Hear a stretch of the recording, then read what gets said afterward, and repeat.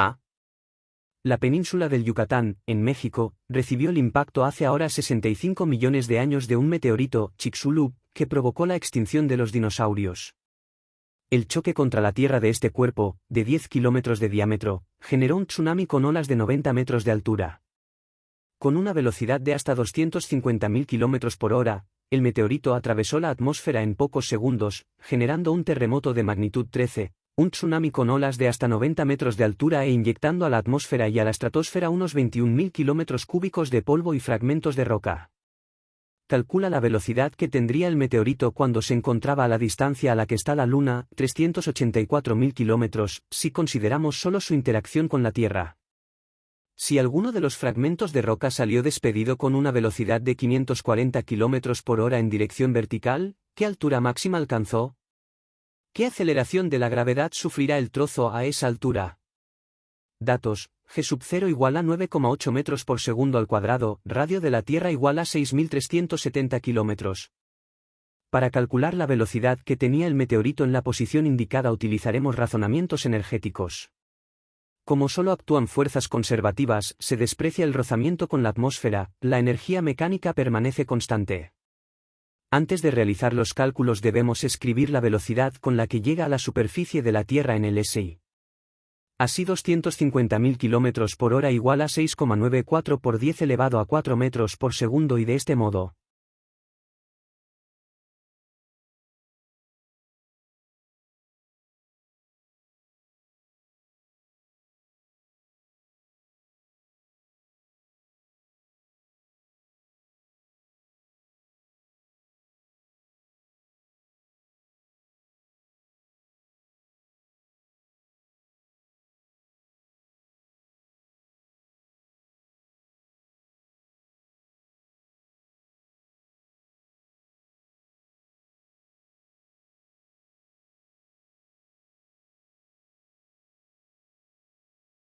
Así que la velocidad del meteorito cuando se encontraba a la distancia a la que está la Luna es de 6,85 por 10 elevado a 4 metros por segundo igual a 246.600 kilómetros por hora. Para determinar la altura que alcanzará el fragmento usaremos también razonamientos energéticos, teniendo en cuenta que solo actúan fuerzas conservativas, se desprecia el rozamiento con la atmósfera, la energía mecánica permanece constante.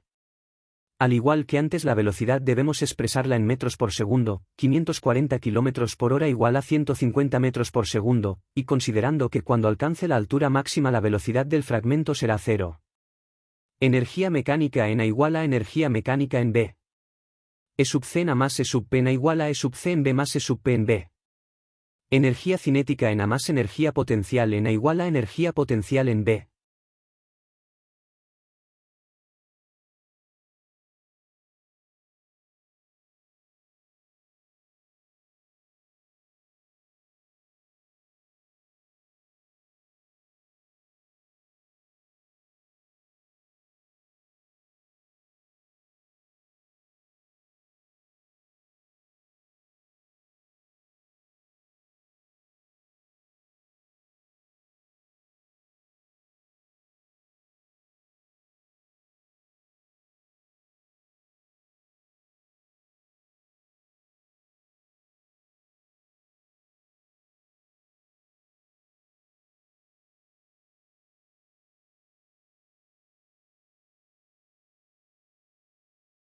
D.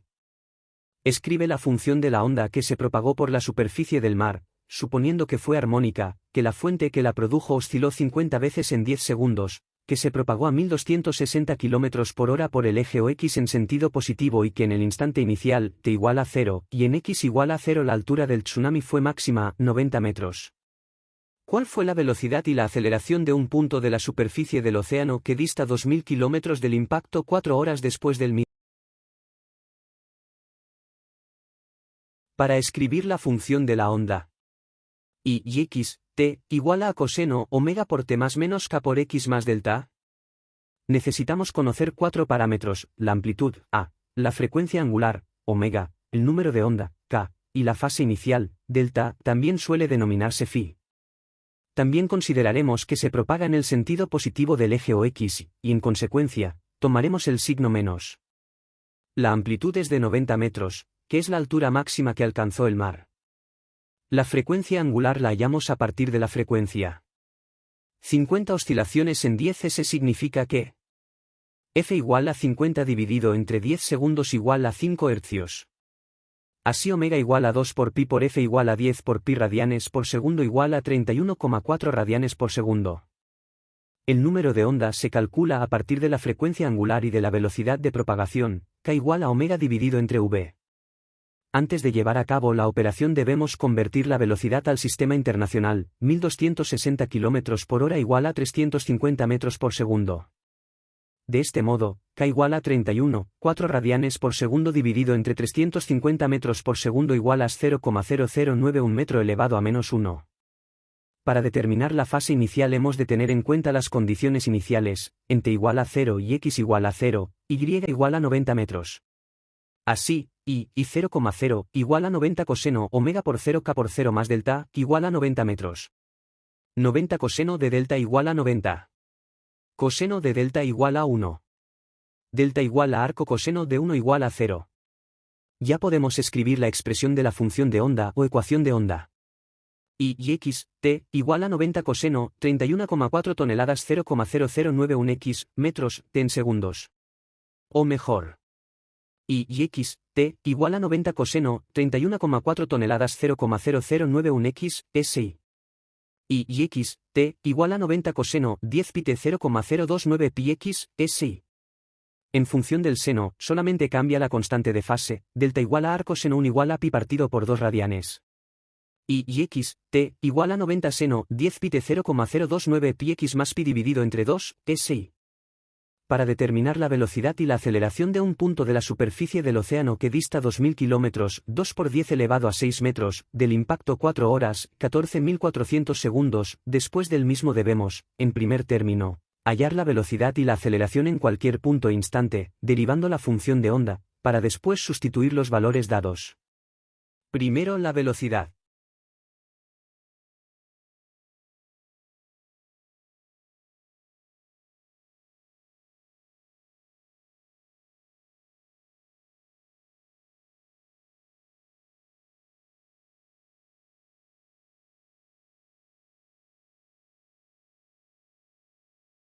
Por tanto, la velocidad de oscilación en ese punto y en ese instante es menos 7,35 por 10 elevado a menos 4 metros por segundo. Esto quiere decir que el punto del medio está prácticamente pasando por el punto de equilibrio, la velocidad es casi cero, en el sentido negativo del sistema de referencia, hacia debajo de la superficie. Del mismo modo se hace con la aceleración.